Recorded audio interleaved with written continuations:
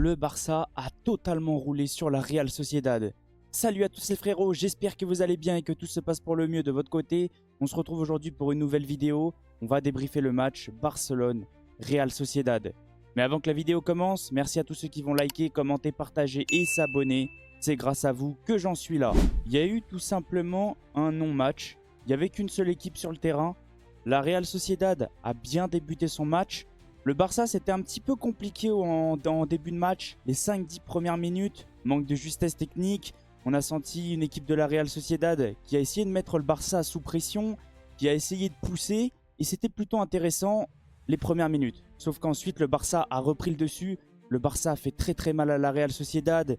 Dani Olmo faisait très mal à la Real Sociedad, surtout dans le dos. Ce qui a coûté un carton rouge pour la Real Sociedad. Ils partaient sans arrêt dans leur dos. Et voilà. La Real Sociedad est réduite à 10, rouge totalement mérité. Et après l'exclusion, c'est devenu un match horrible pour la Real Sociedad. Ils ont fait que courir, ils ont fait que subir. Ils n'ont pas tiré une seule fois dans le match, on peut le voir. 33 tirs à 0, 76% de possession à 24, 2,92 de XG à 0, 10 tirs à 0, 5 grandes chances à 0, voilà. La Real Sociedad n'a tout simplement pas existé. Sincèrement, je m'attendais à mieux, mais je pense que le rouge a fait très mal à cette équipe. Le Barça a ouvert le score à la 25e minute. Très bon match de Martín. À la base, j'étais assez inquiet. Je me suis dit, Baldé joue pas. Martín, c'est très compliqué depuis le début de la saison. Il a du mal offensivement. C'est pas aussi fort que Baldé, pas du tout. Il m'a fait mentir. Très bon match de Martín. Il est récompensé par un but, un très beau but. Le Barcelone, sur chaque construction, c'est très intéressant. Lamine Yamal est une nouvelle fois stratosphérique. Pareil pour Pedri, il met des frappes, elles sont exceptionnelles. Il y a une frappe qui a failli finir en pleine lucarne, elle tape la barre. Ce Barcelone-là est tout simplement injouable. Même pour une fois, Casado fait un bon match, il est récompensé. Bon, c'est un petit peu un but bizarre. Une frappe de Dani Olmo complètement dévissée, mais Casado est sur la trajectoire et arrive à redresser pour qu'elle aille en direction du but. 2-0 pour le Barça à la 29e, 2-0 à la mi-temps. Et ensuite, le Barça continue à dérouler. Ils font très mal à cette équipe de la Real Sociedad. But sur corner. Je crois que c'est une tête d'un autre joueur qui revient sur le gardien. Le gardien repousse sur Araujo qui a juste à la pousser dans le but. Et ensuite, Robert Lewandowski. Une nouvelle frappe complètement dévissée de Araujo. Mais Lewandowski est là en mode renard des surfaces. Arrive à dévier le ballon. Et ça fait tout simplement 4-0 pour le FC Barcelone. Ils ont fait ultra mal à cette équipe. Hansi Flick a pu faire tourner l'effectif. Et on le sait, ils ont un match très important qui arrive face à Benfica en Ligue des Champions.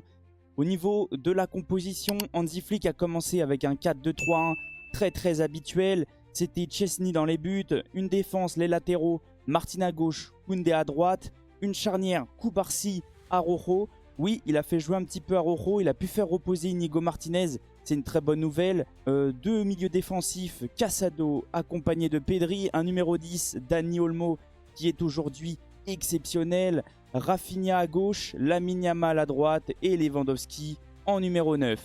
On va commencer déjà par le gardien Szczęsny, qui n'a rien eu à faire, tout simplement. Match très calme pour le gardien du FC Barcelone, 0 frappe.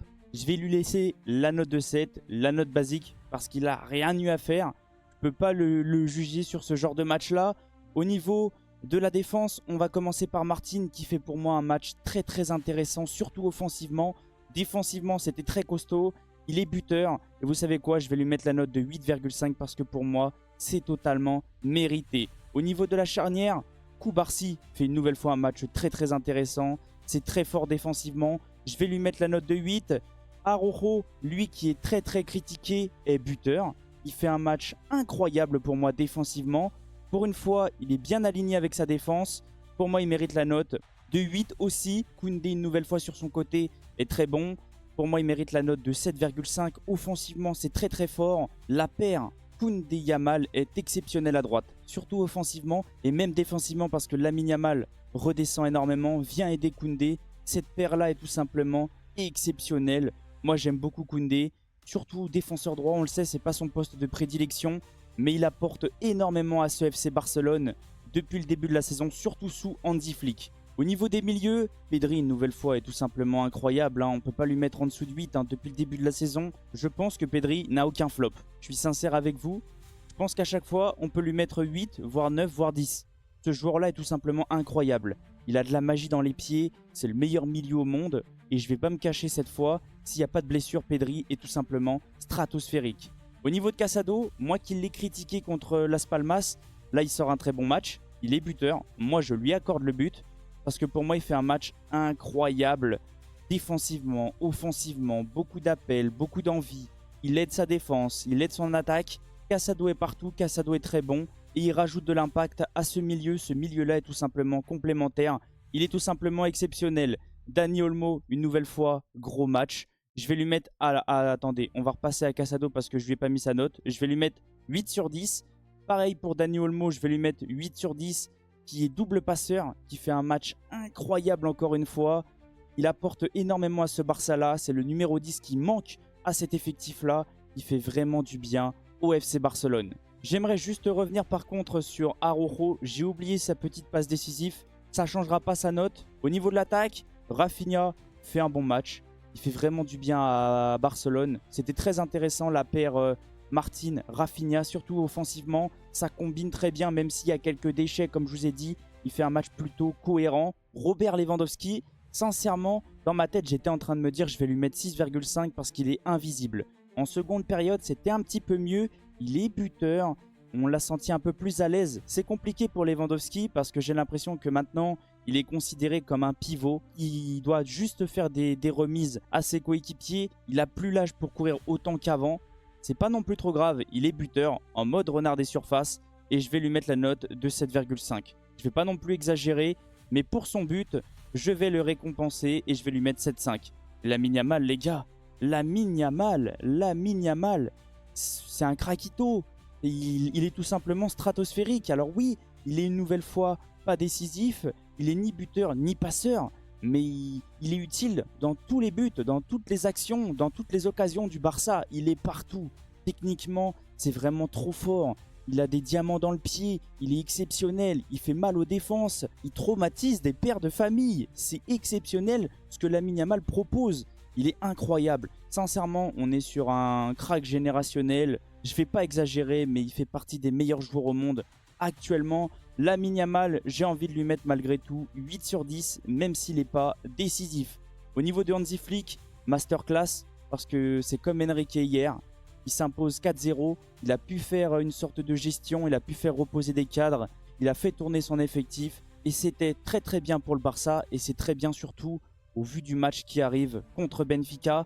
Donc je vais lui mettre la note de 8,5. Sa gestion était parfaite. Au niveau des remplacements, Koubarsi est sorti et c'est Eric Garcia qui a pris sa place. Ensuite, De Jong est rentré à la place de Pedri. Pas mal De Jong. Son entrée a fait du bien. Bon oui, en face, ils étaient réduits à 10. C'était compliqué, mais il a su ramener du calme. Ensuite, Rafinha est sorti et Ferran Torres est rentré. Ferran a une nouvelle fois fait du bien. À chaque fois que Ferran rentre, il est meilleur que quand il est titulaire, selon moi. Ensuite, il a fait sortir Dani Olmo pour faire rentrer Fermín López en numéro 10. Là, la gestion est parfaite.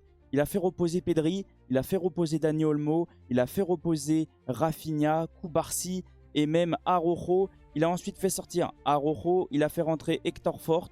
Koundé est venu avec Eric Garcia pour composer la charnière. Et Hector Fort s'est retrouvé à droite.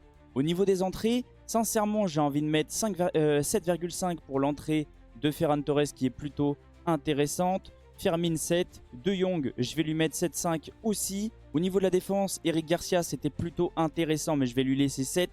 Pareil pour Hector Fort, on est à peu près sur le même genre de match qu'hier soir.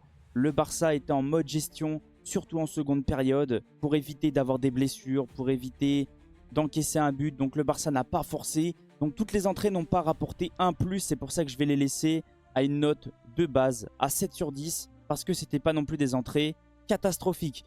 Maintenant, on va se concentrer sur le classement. Le Barça a repris la première place. Le Barça commence déjà à prendre de l'avance sur ses concurrents. 1 point d'avance sur l'Atlético de Madrid. 3 sur le Real Madrid qui a chuté hier au Betis de Séville. Là, le Barça fait vraiment la meilleure des opérations. Le Barça est leader. Il ne va pas falloir que le Barça se rate. Parce que maintenant, si le Barça gagne tous ses matchs, le Barça sera champion. Il compte 18 victoires, 3 matchs nuls, 5 défaites en 26 journées. 71 buts marqués. Et ça, j'ai envie d'en parler. J'en ai parlé sur mes différents réseaux. La saison dernière, le Barça a fini avec 79 buts. Là, ils sont déjà à 71. Ce Barça-là est très fort. Si le Barça arrive à être régulier, ils font partie des meilleures équipes d'Europe. En étant sincère avec vous, 25 buts encaissés, c'est très peu, c'est très bien. Défensivement, c'est un peu plus costaud que la saison dernière. Je crois que la saison dernière, ils étaient à peu près à 44 buts encaissés, une différence de plus 46 et 57 points. Le Barça maintenant va pouvoir se focaliser sur le match contre Benfica. N'hésitez pas à me dire qu'est-ce que vous avez ressenti du match, tactiquement et même au niveau du résultat. N'hésitez pas à me dire si vous êtes confiant concernant le match contre Benfica en Ligue des Champions. Je viendrai vous répondre avec grand plaisir. En tout cas, on va se laisser sur ça. Merci à tous ceux qui sont restés du début jusqu'à la fin. Merci à tous ceux qui vont laisser le petit like, le petit commentaire. C'est grâce à vous que j'en suis là. Et on se retrouve mardi pour l'avant-match PSG-Liverpool et pour débriefer le match Real de Madrid-Atlético de Madrid. Passez une excellente journée, on se retrouve très vite. Ciao les potes. Félicitations à Barcelone.